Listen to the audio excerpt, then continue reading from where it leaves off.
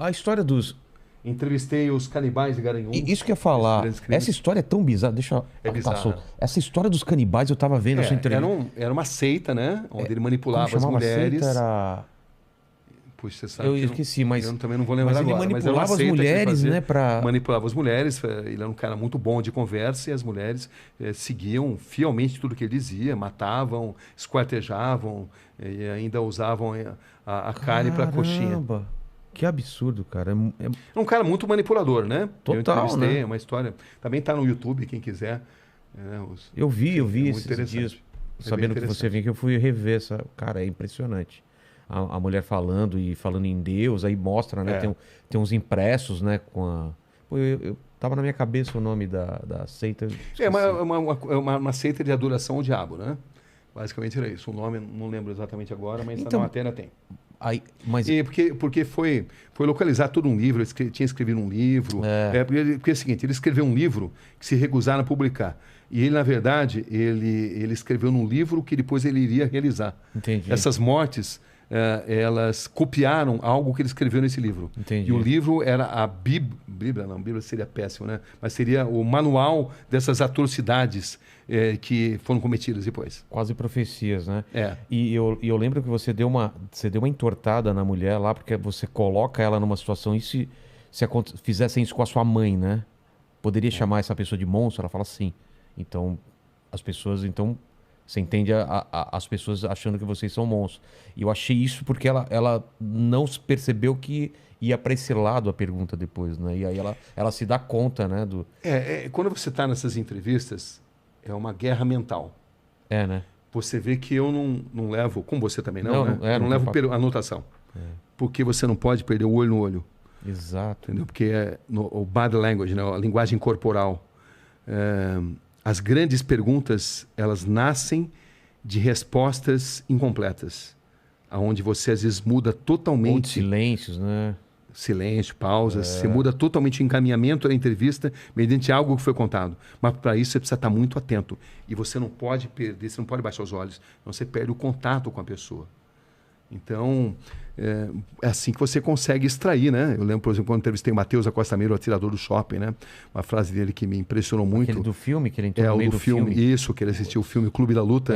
E depois... Saiu atirando mesmo. Exatamente, saiu atirando. E ele dizia, o que ficou na sua mente? Ele falou, ficou na minha mente claramente o cheiro de sangue e pipoca. Você vê, ele relacionava sangue e pipoca na mente dele e nunca se arrependeu do que fez. Essa é a verdade. Psicopata não se arrepende.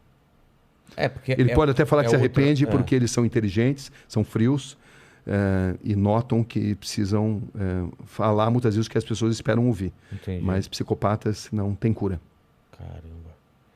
Ó, o Vulkslock 22, olá Inteligência Cabrini, gostaria de saber, existe uma enorme romantização da criminalidade do perfil das pessoas que cometem crime, mas na experiência, qual a sensação e lição que tira de toda essa experiência com eles? Existe algo a ser aprendido com a mente dessas pessoas. Traumas de infância, ou não. Sempre tem um gatilho ou não? Às vezes sim, às vezes não. Não é exatamente automático. Muitos usam isso como algo para justificar o que fizeram, entendeu? Como um trauma da infância, né? Então você precisa penetrar muito nessa mente, e penetrar na mente de um psicopata é tarefa complicada, mas boa parte deles padece do bichinho, do veratismo, da vaidade, e é quando você consegue extrair muita coisa. E eles gostam também de submeter a capacidade deles de manipular a sua capacidade de perguntar. Então, eles estão sempre tentando te manipular a perguntar o que eles querem responder. Com certeza, com certeza. É um jogo mental violento, onde você precisa ter o máximo de concentração. Senão você faz exatamente o que eles querem, né? Senão você faz, senão você não surpreende. E eu costumo usar muitas vezes a tática de repetir determinadas perguntas em situações diferentes para extrair respostas às vezes diferentes. Entendi. Por um deslize emocional. Até mesmo psicopatas podem ter deslizes emocionais, embora eles tenham tanta dificuldade de se relacionar com emoções. Entendi. Entendeu? Então, é algo que você vai aprendendo, né? Você vai aprendendo e você vai lendo nas pessoas, no olhar das pessoas, nos gestos que elas fazem. Elas vão emitindo os sinais. Às vezes elas estão morrendo de vontade de contar uma determinada verdade, desde que você consiga entender esses códigos. Ou outras vezes não. Como se outras fosse um vezes... prêmio que você precisa merecer, Exatamente. merecer intelectualmente para ela te revelar aquilo, né? Por isso que eu acredito muito em perguntas curtas e grossas, perguntas grandes e mais, dão chance para a pessoa pensar no que vai responder. Entendi. Quando você está falando na sua pergunta, ela já está, vou falar isso, né? Entendi. Entendeu? Não. Então, a pergunta curta e grossa, muitas vezes, de sopetão, é uma grande arma. Mas também a maneira de entrevistar o Rogério não é a maneira de entrevistar o Mandíbula. As pessoas têm personalidades diferentes. Às vezes você precisa ser mais suave, às vezes você precisa ser mais incisivo. Isso muda. Como decidir? Experiência. Psicologia. Eu sempre tive muito fascínio pela psicologia, mas a psicologia prática, né? Claro que eu me informo, né? Procuro ler os grandes mestres, mas é muito intuitivo também. Tem essa linguagem silenciosa, né? Com certeza. Corpo, tem microexpressões.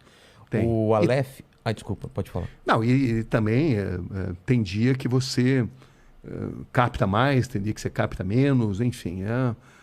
É uma violenta guerra mental. Em determinadas entrevistas, não todas, né? Tem entrevistas que não.